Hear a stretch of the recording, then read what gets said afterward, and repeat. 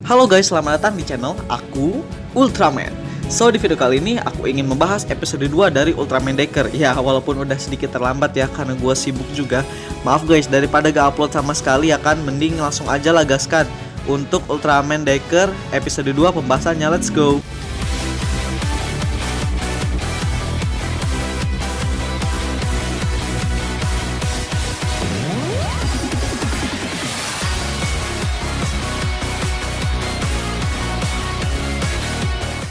Episode 2 Ultraman Decker dimulai dari flashback yang dimana menceritakan si Kanata, Asumi Kanata ini yang menjadi Ultraman Decker saat pertama kali dan juga pengenalan beberapa karakter ya guys ya.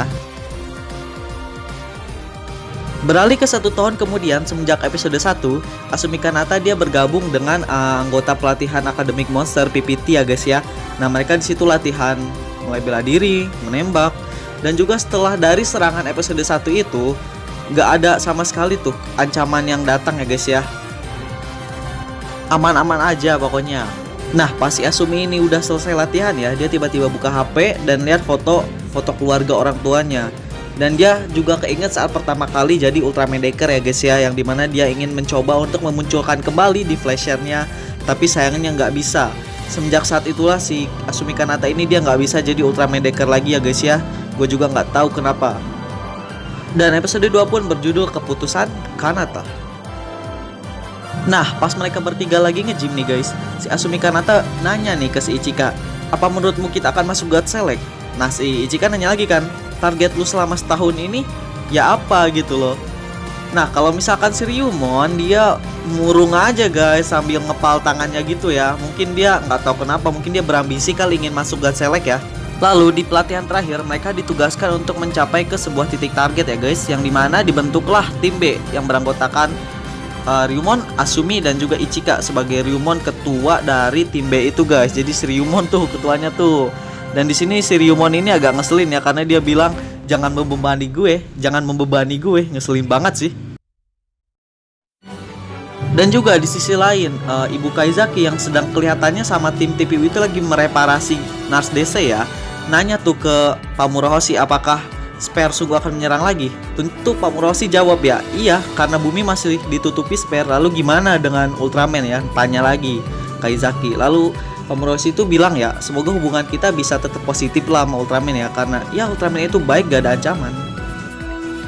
Dan juga pas mereka lagi mendaki nih ya guys, si Ryumon ini kecepetan dia jalannya, sampai-sampai si Asumi Kanata yang di belakang dia kecapean.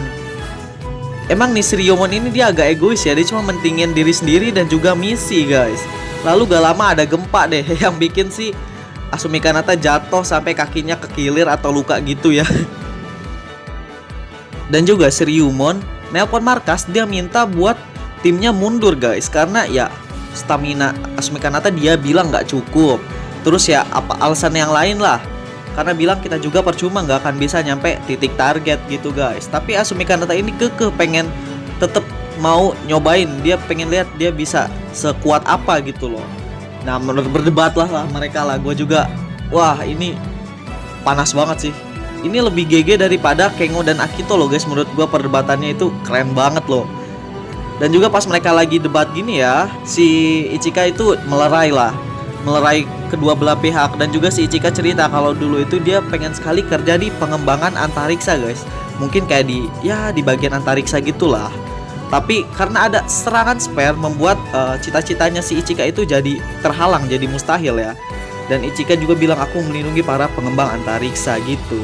Dan juga di tengah perbincangan mereka tiba-tiba muncullah sebuah monster, yaitu monster Death Drago ya. Di trigger juga udah ada kok, tapi dengan 2 tanduk. Pak Murahoshi memutuskan untuk mengendarai God's Falcon guys, untuk mengalahkan Death Drago ya. Yang dimana walaupun Death Drago sudah dihancurkan 1 tanduknya, tetap aja ngamuk. Bahkan Bu Kaizaki yang menyarankan untuk Death Drago itu dipotong 1 tanduknya, itu dia kaget lah, kok bisa udah dipotong 1 tanduknya tetap ngamuk gitu guys. Nah, Pak Murahoshi yang melihat Asumi, Ichika, dan Ryumon yang lagi evakuasi mau diserang oleh Death Drago ya, dihalang lah, dilindungi lah sama Gas Falcon. Yang alhasil Gas Falconnya rusak guys, broken. Nah, si Asumi dia kayak bertekad gitu loh, dan dia langsung lari. Dan tiba-tiba dia keinget sama perkataannya si Ichika. Aku juga tak yakin akan berhasil. Aku melakukannya karena aku yakin itu benar. Karena aku harus melakukan sesuatu, guys. Nah, si Asumi ini berhasil ya. Dia mensummon di Flasher dan berubahlah dia menjadi Ultraman Decker. Dan juga dengan Rise Post Henshin-nya yang pertama ya. Keren banget sih. Gue demen sih sama temnya Decker itu. Demen banget gue, guys. Oke, di sini Decker melawan Death Drago ini dia kayak sedikit kurang efektif ya. Mungkin karena faktor kakinya yang lagi sakit, kekilir tadi jatuh. Nah, lalu dibantulah tiba-tiba ada sebuah pesawat yang menyerang Death Drago. Dan ya, pesawat itu adalah Guts Hawk. Keren banget sih desainnya Guts Hawk ya guys ya. Nah, di tengah battle muncullah 3 kartu monster ya. Yaitu ada monster Agira, Windam, dan juga Miklas. Dan si Asumi Kanata ini dia langsung pakai yang monster card Miklas. Dan dia langsung summon lah tuh si Miklas. Wah, gue udah lama juga sih ya guys gak lihat Miklas. Miklas itu monster lucu loh. Mereka tuh langsung kerjasama tuh dalam menjatuhkan si Death Drago ya. Dan di sini yang kocak itu si Miklas itu dia langsung nindihin si Death Drago loh. Itu sakit dan itu berat banget guys, asli gak bohong loh. Kocak. Dan juga setelah selesai si Miklas ini langsung kembali ke si Decker ya, jadi bentuk kartu. Pas si Death Drago mau nyerang Decker, Decker berhasil menghindar tuh. Dan dia langsung mengalahkan Death Drago dengan Saljan Tokosen. Mantep banget guys. Dan langsung boom, hancurlah, meledaklah si Death Drago. Dan Decker pun langsung terbang ke langit seperti tradisi Ultraman biasanya. Nah, si Asumi Kanata yang udah jadi bentuk manusia dia ketemu lagi sama 2 temennya. Nah, ini mereka langsung sewot-sewotan gitu loh mereka berdua. Dan mereka tuh lihat tuh ada banyak korban yang butuh pertolongan akibat ulah monster ya guys ya. Dan mereka langsung lah inisiatif bantuin mereka ya guys ya. Ya masa nggak dibantuin lah, pasti dibantuin lah ya guys ya. Dan juga ada Pamura Hoshi yang melihat aktivitas mereka yang lagi ngebantuin korban ya, korban akibat monster. Dan mungkin mereka Pamura Hoshi itu dia melihat tekadnya mereka bertiga ya guys ya. Dan si Pamura Hoshi bilang kalau mereka itu dihukum dan mereka akan harus mematuhi peraturan yang ada sekarang sebagai anggota God Select gitu. Nah, mereka bertiga baru ngeh kalau mereka itu masuk God Select pasti Pamura Hoshinya udah pergi. Kocak dah sumpah. Kok bisa baru ngeh gitu ya? Singkat cerita, masuklah mereka bertiga sebagai anggota God Select dengan Pamura Hoshi sebagai ketua dan juga Ibu Kaizaki sebagai wakil ketua dan juga pilot.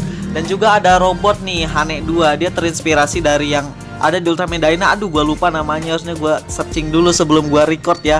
Nanti gue tambahin di kolom komentar guys. Oke, jadi terbentuklah, ini adalah awal mula terbentuk tim God Select yang baru. Alur cerita pun selesai.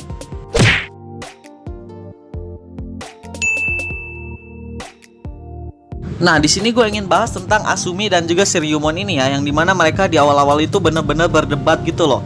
Dan juga ya untuk konflik awal-awalnya itu the best banget loh, kayak rivalry banget.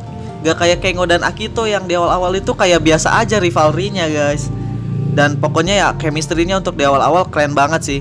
Dan semoga aja mereka gak cepet damai ya guys ya, gak kayak di Trigger. Karena di Trigger itu cepet banget damainya sih Akito sama Kengo. Episode 6 aja mereka udah kayak akrab banget gitu. Minimal di episode 10, episode 12. Nah, baru. Oke, selanjutnya gue ingin bahas tentang Dimension Card Monster ya. Nah, yang gue bingungkan ini, si Decker punya ini dari mana gitu loh. Bukankah yang punya ketiga monster ini tuh si Seven ya? Dari kapsul gitu. Kok bisa punya gitu loh? Gimana lah, mungkin ntar bakal diceritain kali ya. Dan juga di sini Miklas itu tampil di layar itu kayak sebentar banget guys. Gue kayak kurang puas gitu loh. Tapi gak apa-apa, mungkin di lain kali akan muncul kan ya, biar gak terlalu bosen lah. Karena tampangnya Miklas itu ya gitu, biasa aja. Nah, akhirnya Guts Hawk muncul juga nih. Gak seperti Guts Falcon yang dimana Guts Hawk menggunakan laser ya. Kalau Guts Falcon kan pakai ammo. Nah, kalau misalkan Hane 2 ini dia referensinya dari Hanejiro yang di Ultraman Dyna ya guys. Gue juga nggak tahu deh namanya ya. Gue kayak agak lupa gitu loh. Dan si Hane 2 inilah yang mengendalikan Guts Hawk guys. So, jadi itulah untuk pembahasan Ultraman Decker episode 2 ya. Dari menurut gue untuk alur cerita udah santai banget. Tapi kayak pembawaannya tuh kayak biasa aja guys. Kayak serunya tuh biasa aja gitu loh menurut gua ya. Kalau dari alurnya santai banget, lebih bagus dari Ultraman Trigger ya. Dan gak ada gimmick-gimmick tuh promosi senjata di episode 2 ya. Maksa banget tuh promosi senjata di episode 2-nya Trigger. Kalau yang di sini tergolong santai banget.